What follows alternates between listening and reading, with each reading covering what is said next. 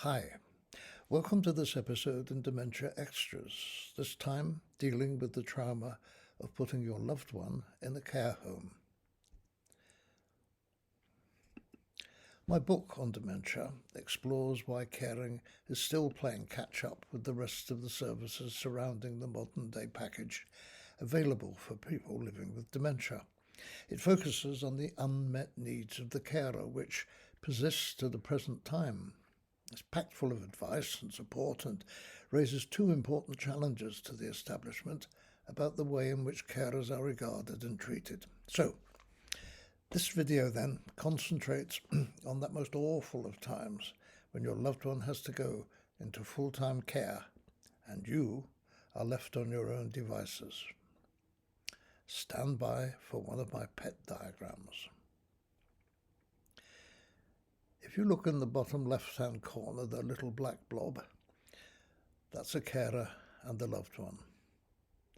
And when first diagnosed, Parkinson's, Alzheimer's, dementia doesn't seem all that bad. Your loved one may have a pile of pills to swallow every day, and you may find yourself doing more of the household chores. But hey, worse things happen at sea. But gradually, almost imperceptibly, the pattern changes as the symptoms become more accentuated.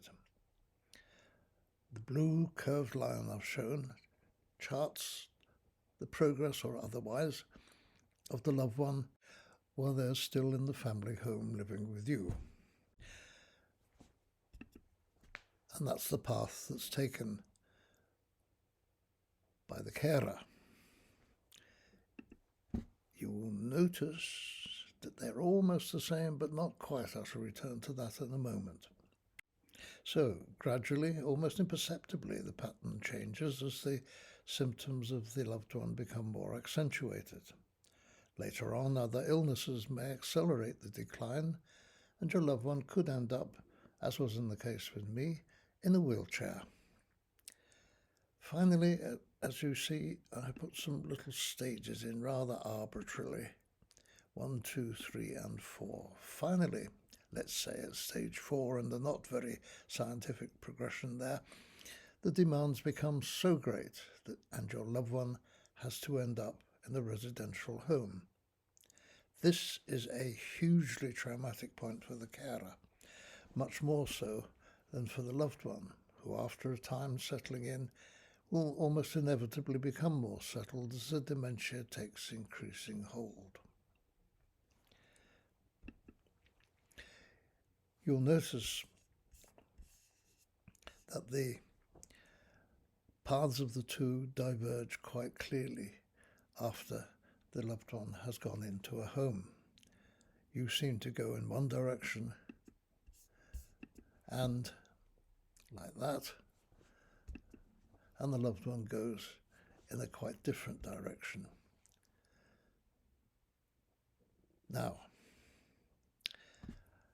as you can see, I've drawn the two paths of carer and cared for in those two colours.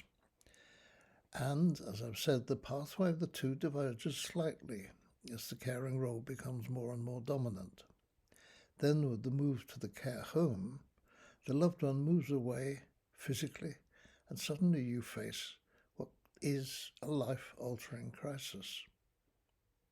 So, let's have another look at that curved pathway from diagnosis to care home entry. Now, where did I put the office magnifying glass? Here it is. Let's look at that. You'll see that by the time the loved one is going into the home, which is what I focused on, there is a gap, not a very large one, but a gap already, which has been imperceptibly taking place over the years. It is a beginning of a wider permanent rift. The relationship between you has been shifting day by day and becoming more and more unequal. You bear more of the burden, and the everyday pattern of your existence becomes changed forever. So now let's have a look at a very important aspect of this business, the difference between normal aging and what I would call abnormal aging into dementia. Here are a couple of folk normally aging. They become more forgetful. The memory recall issues. They get distracted. Multitasking problems occur, and they have mood changes. On the other side of the coin, the abnormal aging, you find the same couple coming along. Now they have dementia. And surprise, surprise, it's the same set of various conditions that come to the fore. But there is a huge difference between the normal aging and the abnormal aging. You become forgetful, you forget where you've left your keys, but the next day you remember. If you have dementia, you forget where you have left your keys, and it is permanent. It is always the case that you're forgotten. So that's the way that a dementia diverges from aging. Let's go back again to something slightly different. How you suddenly realize that your loved one has gone into a care home. And I know this is not the moment to lighten the tone, but hey, here goes anyway. Here is Super Cat, fighting his enemies as ever. Bravely, conquest over them has taken place, and there he is, triumphant, not realizing that he's wandered off the end of the cliff.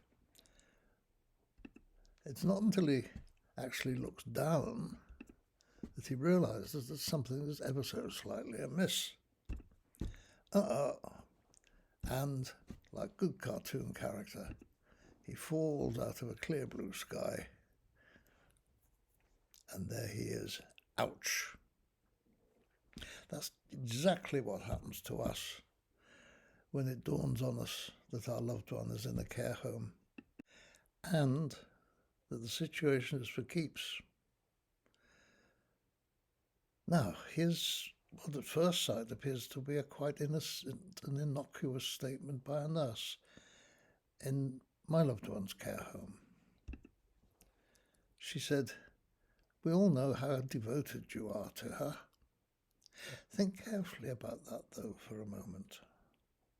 It implies one-way travel, unequal relationship. You are devoted to her, but what is happening to your loved one? He or she is gradually retreating into their small world of dementia, and you are becoming more and more of an outsider, looking on helplessly, if you like, as the situation deteriorates. And now here's something even more blunt, painfully true, however, from another staff member at the care home. She is not the woman you married. Personality and other changes have taken place, which cause you to be more and more divided from your loved one. It's, again, I'm going to be rather flippant. We have to cheer ourselves ever so slightly, however grim these circumstances are. I'm reminded of a small sign I saw once which stated something like this: "I wandered alone under a dark cloud, and when I paused, a voice in the cloud uttered these words: 'Look up, things could get worse.' So I did. I looked up, and things did get worse." And here, just to prove it, is an image of things getting worse and of you making a break for a cover. So, in these very challenging circumstances, where it seems very bleak, you ask yourself, what can you do? Is there anything that you can do? Well, all I can do is offer my take on the situation, which I've been struggling with for quite a long time. Here are a few well-meaning thoughts. For the older ones among you, some of it sounds like the poetess Patience Strong, whose wise words used to appear long ago in the Mirror newspaper and Women's Own magazine. The first thing is to accept that this will be a long and increasingly painful process. The next is to practice gratitude. Hang on, you say, gratitude? Why? If at this moment you start counting your blessings, it won't take very long, you argue. But accept that the past has happened, the past has been good, and it can be a rock on which you can build for the future. And do remember, it's okay to smile and enjoy things. If you see a cartoon which is funny, if you like music, if you watch football, get absorbed in those things. It's something to hang on to and something positive. And you can allow yourself to be cheerful. And there's an even odder comment, so it seems, that appears. It says, love yourself. Now that sounds extraordinarily selfish. But it is clear, and it is generally agreed, that before you can begin to cope with this journey that you're undertaking and which your loved one is on, you should concern yourself about yourself. If you can't be content in your own skin, only then can you properly care and look after yourself and another person. Now, the next one up. Again, the advice sounds a little bit twee, Patience Strongy. Notice the good things around you. It is not all 100% bleak. There are things that have happened in your everyday life which are positive. And if your loved one smiles at you or gets more alive at certain circumstances, just cherish those moments. And here's a quote from me. Don't let the future rob your present. Nothing in the past can be undone. I always say to people, note that your eyes are pointing forwards. And that's where you have to look, because that's the only direction in which you can do. And don't let your fear for the future prevent you from enjoying the present as the days and months go by. I hope you can cope with accepting at least some aspects of that advice, because the situation is pretty bleak, and that's why I tried to lighten it up a little bit with the man under the dark cloud. Now, you can't change the past finally, but the future is entirely up to you. You are the only one who can deal with it. And what's my view of all this? If you summarize all this together, my view is that you should not be an optimist, because the thing is getting worse. And don't be a pessimist either, because it's not all bleak. I try to put it this way. Your loved one is not going to get any better. There may be days which are nicer than other days. Don't be falling into the trap of believing that there are no light-hearted moments, no room for smiles and laughter, and the simple pleasure in one another's company, even though it is an unequal relationship. My advice is this: be a realist. Recognize and accept the situation, but strive to remain positive despite the worsening circumstances. I hope this video has helped you a little along the way into coping with putting your loved one into a care home, whether it's something which is a prospect in the future or has happened already. It's a struggle. It's not good. I've been there, believe me, and there are some pretty unpleasant moments involved.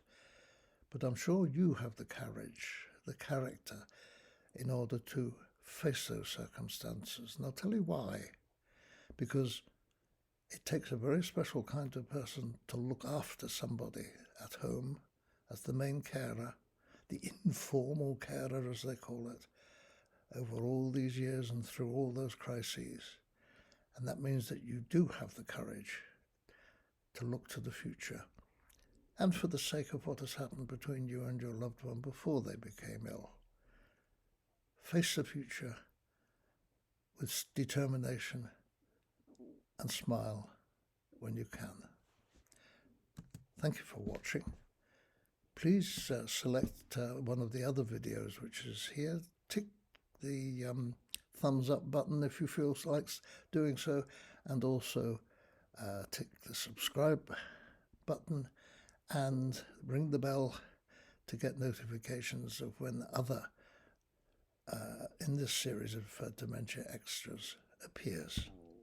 Thank you.